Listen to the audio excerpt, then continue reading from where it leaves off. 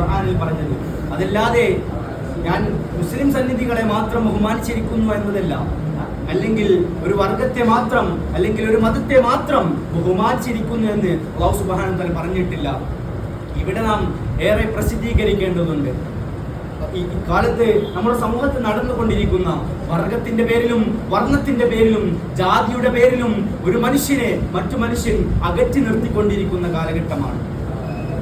ഈ അടുത്ത കാലത്ത് നമ്മുടെ രാജ്യത്ത് നടന്ന ഒരു സംഭവമാണ് നമ്മുടെ രാജ്യം, ഇന്ത്യ എന്ന മഹാരാജ്യം ഒരു ഹിന്ദുത്വ രാജ്യമാക്കാനും. ഇതെന്തുകൊണ്ട്? മതത്തെ ചൂഷണം ചെയ്തുകൊണ്ട് തന്നെയല്ലേ. അതുപോലെ തന്നെ നമ്മുടെ USA പോലത്തെ വൃത്തികെട്ട സമൂഹം, USA പോലത്തെ മനുഷ്യരെ തന്നെ വർഗീയ മനുഷ്യരെ തന്നെ വെട്ടിനശിപ്പിക്കുന്ന ഈ രാജ്യം എന്തിനാണ് ഈ സമൂഹത്തെ വെറുതെ വൃത്തികെട്ട എന്തിനാണ് സമൂഹത്തെ ഉണ്ടതെന്ന് പോലും അവർക്ക് തന്നെ മനസ്സിലാകുന്നില്ല. ഇത്തരത്തിൽ മനുഷ്യനെ വർഗീയത കൊണ്ട് വിമർശിക്കുന്ന കാലത്ത് നബി സല്ലല്ലാഹു അലൈഹി വസല്ലമ നമുക്ക് പഠിപ്പിച്ചു തന്ന ഒരു മാർഗമുണ്ട്. കറുത്ത വർഗ്ഗക്കാരനായ ബിലാൽ റളിയല്ലാഹു അൻഹുവിനെയും വെളുത്ത വർഗ്ഗക്കാരനായ സൽമാനുൽ ഫാരിസ് റളിയല്ലാഹു അൻഹുവിനെയും ഒരു പാത്രത്തിൽ ഭക്ഷണം കഴിപ്പിച്ചുകൊണ്ടാണ് നമുക്ക് പഠിപ്പിച്ചു തന്നത്. അതുപോലെ തന്നെ കറുത്ത വർഗ്ഗക്കാരനായ വലിയൊരു ബോക്സറായിരുന്നു മുഹമ്മദ് അലി. അദ്ദേഹം മുസ്ലിമിലേക്ക് കടന്നു വന്നൊരു ചരിത്രമുണ്ട്. അദ്ദേഹത്തിന്റെ മാധ്യമങ്ങളോട് പറയുന്നുണ്ട്, ഞാൻ ഒരു വഴിയിലൂടെ സഞ്ചരിക്കുന്ന സമയത്ത് ഒരു വലിയൊരു വേളയിൽ ഒരു പള്ളിയുടെ ഉള്ളിലേക്ക് എന്റെ കണ്ണുകൾ ദർശിച്ചു.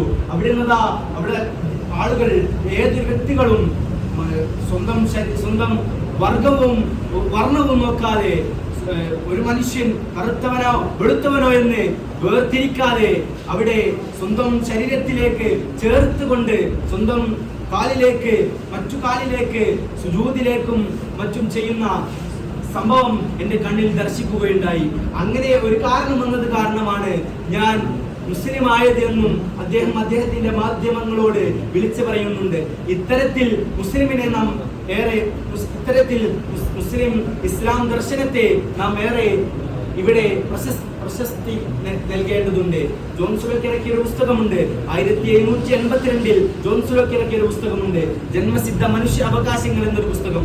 എന്നാൽ ഈ പുസ്തകം ഇറങ്ങുന്നതിന്റെ ഒരുപാട് വർഷങ്ങൾക്ക് മുമ്പ് തന്നെ ഇസ്ലാം മനുഷ്യനെ ദർശിച്ചിട്ടുണ്ട് എന്ന് തന്നെ നമുക്ക് ഇതിൽ നിന്ന് മനസ്സിലാക്കാം. അല്ലാഹു സുബ്ഹാനഹു വ തആല നമ്മെ വർഗത്തിൽ നിന്നും ഒരു മനുഷ്യനെ മാറ്റി നിർത്താതെ സഹപാഠികളായി കണ്ട് അവരെ നമ്മളിലേക്ക് ഇഷ്ടപ്പെടാനും അതിന് തൗഫീഖ് നൽകുമാറാവട്ടെ.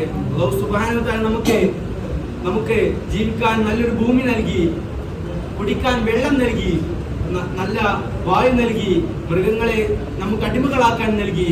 എന്നിട്ട് അല്ലാഹു സുബ്ഹാനഹു വ തആലക്ക് വേണ്ടി അമലുകൾ ചെയ്യാനും അല്ലാഹു സുബ്ഹാനഹു വ തആലക്ക് വേണ്ടി